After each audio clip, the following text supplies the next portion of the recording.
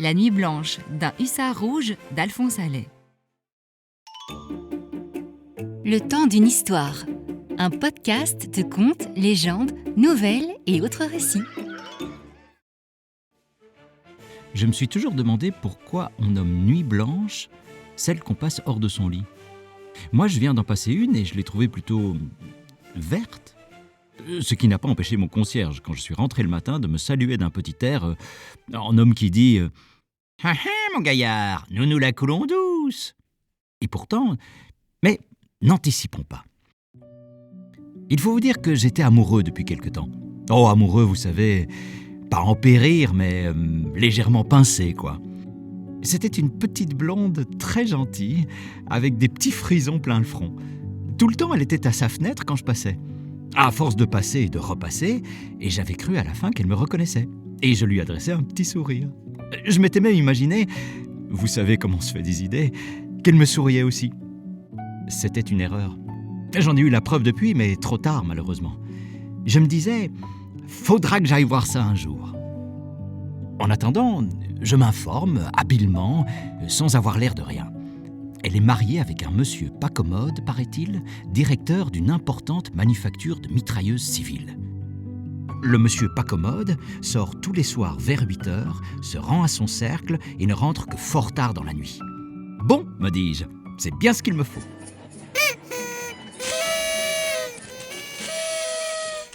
Nous étions dans les environs de la mi-carême. À l'occasion de cette solennité, j'avais été invité à un bal de camarades, costumé naturellement. On sait que j'ai beaucoup d'imagination. Aussi, tous les amis m'avaient dit « Tâche de trouver un costume drôle ». Et je me déguisais dès le matin en hussard rouge de Monaco. Vous me direz qu'il n'y a pas de hussard rouge à Monaco, qu'il n'y a même pas de hussard du tout, ou que s'il y en a, ils sont en civil. Je le sais aussi bien que vous. Mais la fantaisie n'excuse-t-elle pas toutes les inexactitudes ? Tout en me contemplant dans la glace de mon armoire, une armoire à glace, je me disais « Tiens, mais ce serait véritablement l'occasion d'aller voir ma petite dame blonde. Elle n'aura rien à refuser à un hussard rouge d'aussi belle tournure. » Le fait est que, entre nous, j'étais très bien dans ce costume. Pas mal du tout, même. Je dîne de bonne heure, un dîner substantiel pour me donner des forces, arrosé de vin généreux pour me donner du toupet. Je boucle mon ceinturon, car j'avais un sabre, comme de juste, et me voilà prêt pour l'attaque. En arrivant près de la maison de mon adoré, j'aperçois le mari qui sort. Bon, ça va bien. Je le laisse s'éloigner et je monte l'escalier doucement, à cause des éperons dont je n'ai pas une grande habitude et qui sont un peu longs chez les hussards rouges. Je tire le pied d'une pauvre biche qui sert maintenant de cordon de sonnette. Un petit pas se fait entendre juste derrière la porte. On ouvre. C'est elle, ma petite dame blonde, je lui dis. Et au fait, qu'est-ce que j'ai bien pu lui dire ?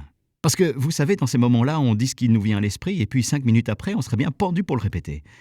Mais ce que je me rappelle parfaitement, c'est ce qu'elle m'a répondu, d'un air furieux. « Vous êtes fou, monsieur ! Et mon mari qui va rentrer ! Tenez, je l'entends !» Et vlan ! Elle me claque la porte sur le nez. En effet, quelqu'un montait l'escalier d'un pas lourd. Le pas terrible de l'époux impitoyable. Tout hussard rouge que j'étais, je l'avoue, j'eus le trac. Il y avait un moyen bien simple de sortir de la situation, me direz-vous, descendre l'escalier et m'en aller tout bêtement. Mais comme l'a très bien fait remarquer un philosophe anglais, ce sont les idées les plus simples qui viennent les dernières. Je pensais à tout, sauf à partir. Un instant, j'eus l'idée de dégainer et d'attendre le mari de pied ferme. Absurde, me dis-je, et compromettant. Et l'homme montait toujours. Tout à coup, j'avise une petite porte que je n'avais pas remarquée tout d'abord, car elle était peinte comme le reste du couloir en imitation de marbre. Oh, mais quel drôle de marbre! Un vrai marbre de mi-carême. Dans ces moments-là, on n'a pas de temps à perdre en frivole esthétique. J'ouvre la porte et je m'engouffre avec frénésie sans même me demander où j'entre. Il était temps. Le mari était en haut de l'escalier. J'entends le grincement d'une clé dans la serrure, une porte qui s'ouvre, une porte qui se ferme, la même sans doute, et je puis enfin respirer. Je pense alors à examiner la pièce où j'ai trouvé le salut. Oh, je vous donne en mille à deviner le drôle d'endroit où je m'étais fourré. Ah, vous souriez. Ah oui, donc vous avez deviné. Eh bien oui, c'était là, ou plutôt Ici.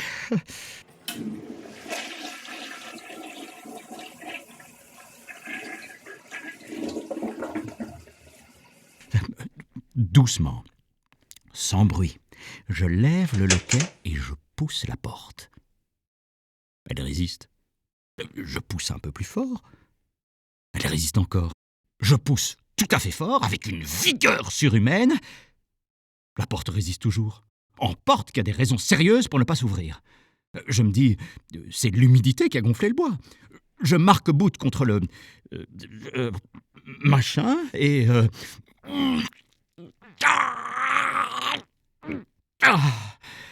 peine perdue. Décidément, c'est de la bonne menuiserie. Une idée infernale me vient. Si le mari m'ayant aperçu d'en bas et devinant mes coupables projets m'avait enfermé là grâce à un verrou extérieur. Oh, quelle situation pour un hussard rouge! Un soir de mi-carême et moi qu'on attend au bal. Non, ce n'est pas possible.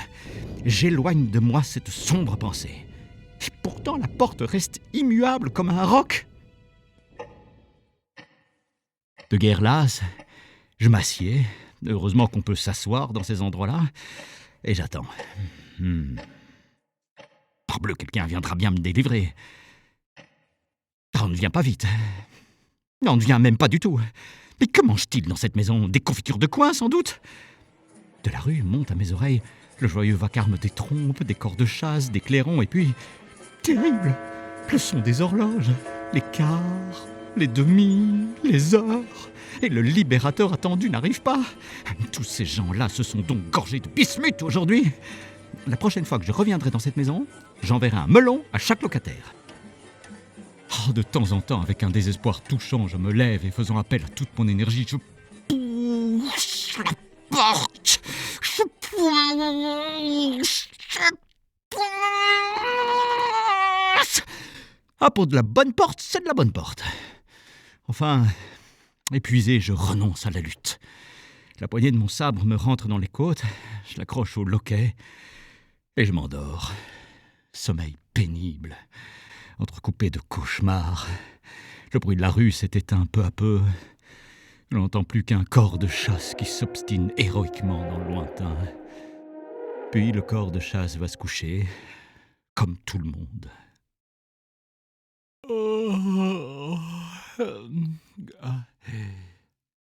Je me réveille. C'est déjà le petit jour.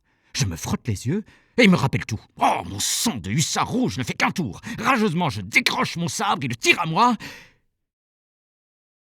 Je n'ose pas vous dire le reste. Imbécile que j'étais. Double imbécile, triple imbécile, centuple idiot, minuple crétin. J'avais passé toute la nuit à pousser la porte. Elle s'ouvrait en dedans.